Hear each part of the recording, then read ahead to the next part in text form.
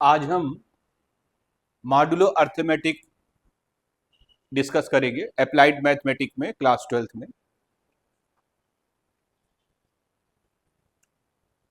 A modulo B equal to R, it means that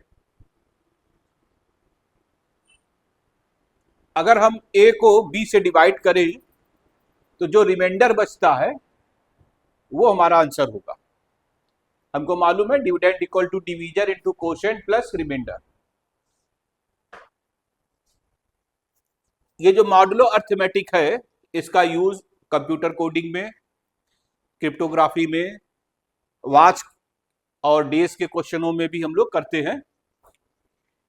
जैसे present time में मान लीजिए 10 AM है तो 100 आवर्स के बाद क्या टाइम होगा।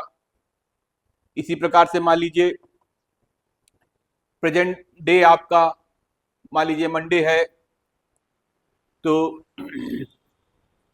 68 डेज के बाद कौन सा डेज होगा। यहां पर हम लोग मॉडुलो अर्थमेटिक का यूज करते हैं। तो हम थोड़ा सा डिस्कस करेंगे मॉडुलो अर्थमेटिक के बारे में। जैसे मान लीजिए आपको वैल्यू निकालनी है 12 मॉडुलो 5 की।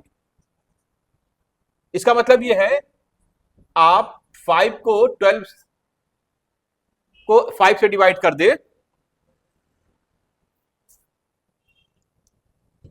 5 2 जा 10 और यहां पे बचा 2, तो आप लिखेंगे 12 मॉडुलो 5 इक्वल टू 2, ऐसे लिखेंगे। ये जो रिमाइंडर है ये हमारा आंसर होगा।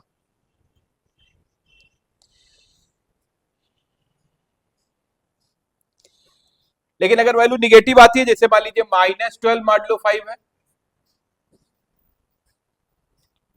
आप 5 को -12 से डिवाइड करें, एक जैसे 2 टाइम्स जाएगा उससे एक नंबर ग्रेटर कर दीजिए, 5 3 जा चले जाइए 15।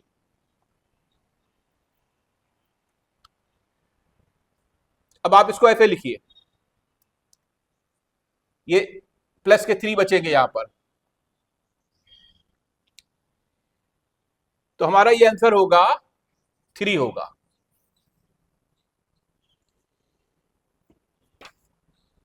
It means that -12 can be rewrite as 5 into -3 and +3। तो ये जो ये वाला 3 है ये हमारा आंसर होगा।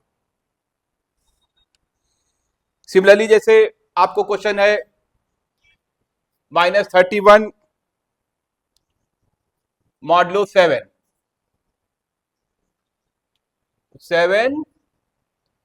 31। अब ये 4 टाइम्स वैसे इन जनरल जाएगा, आप 5 टाइम इसको कर दीजिए 35, यहां पर आ जाएगा 4, यानी कि इसका आंसर आएगा 4। मतलब मैं ऐसे लिख सकता हूं -31 को 7 टाइम्स ऑफ -5 एंड +4, ये मतलब है। लेकिन अगर ऐसे लिखा हुआ है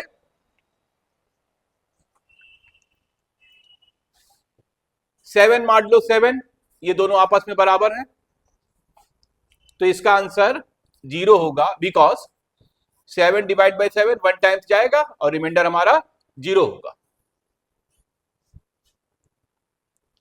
सिमिलरली अगर ऐसे है 7 मॉडुलो 7 12 है, तो इसका आंसर 7 होगा, क्योंकि अगर आप 12 का डिवीजन करते हैं 7 में तो ये 0 टाइम जाएगा।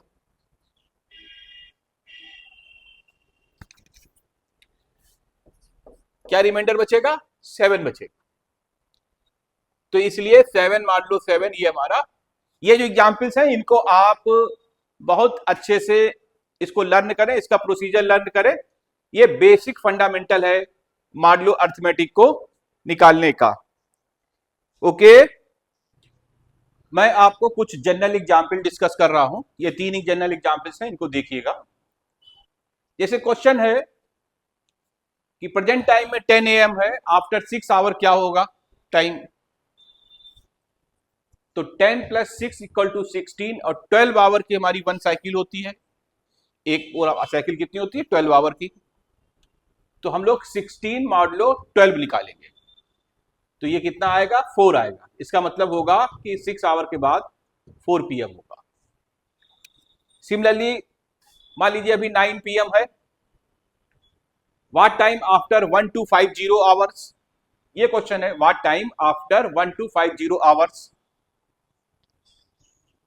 तो हमारे पास एक साइकिल 24 आवर की होती है, 1 डे। तो हम लोग निकालेंगे 1250 मॉडुलो 24, इसकी वैल्यू निकालेंगे और ये वैल्यू कितनी आएगी? 2 आई। It means that 1250 hours equal to 52 days plus 2 hours. तो 9 + 2 = 11 PM। तो आफ्टर 1250 आवर्स 11 PM टाइम होगा। ऐसे डेज का क्वेश्चन होता है। मान लीजिए प्रेजेंट टाइम में ट्यूसडे है, प्रेजेंट टाइम में ट्यूसडे है, what time after 65 hours? 65 hours के बाद क्या टाइम होगा? आवर्स नहीं, 65 days. What time after 65 days? तो सॉरी, मैं इस समय अगर ट्यूसडे है तो 65 डेज के बाद क्या होगा? तो हम लोग 7 डे का 1 वीक लेते हैं, तो यहां साइकिल 7 डे की होगी। तो 65 मॉडुलो 7 ये निकालेंगे, वैल्यू 2 आएगी। It means that 9 week plus 2 days extra. अब ट्यूसडे के बाद 2 दिन आप ले लीजिए, वेडनेसडे और थर्सडे। तो इसका मतलब after 65 days your answer will be Thursday. Okay, अब हम डिस्कस करेंगे कॉन्ग्रेंस मॉडुलो। एक एग्जाम्पल देखिए, अगर हम 15 मॉडुलो 4 निकालें तो रिमाइंडर 3 आता है, इसका मतलब 15 मॉडुलो 4 = 3 होगा। इसी प्रकार से अगर 19 मॉडुलो 4 निकालें तो अभी रिमाइंडर 3 आता है, इसके मतलब ये वैल्यू भी हमारी 3 होगी। यानी दोनों केसेस में मॉडुलो 4 अप्लाई करने पे सेम रिमाइंडर आता है। तब हम लोग बोलते हैं 19 इज कॉन्ग्रेंस ऑफ 15 मॉडुलो 4। यानी 19 और 15 एक दूसरे के कॉन्ग्रेंस हैं मॉडुलो 4 पे। अब थोड़ा सा यहां पर देखिए कि अगर हम 19 - 15 और इसको 4 से डिवाइड कर दें तो ये हमारा पूरा का पूरा डिवीजन हो जाता है। यही डेफिनेशन है कॉन्ग्रेंस मॉडुलो की। A modulo b congruence modulo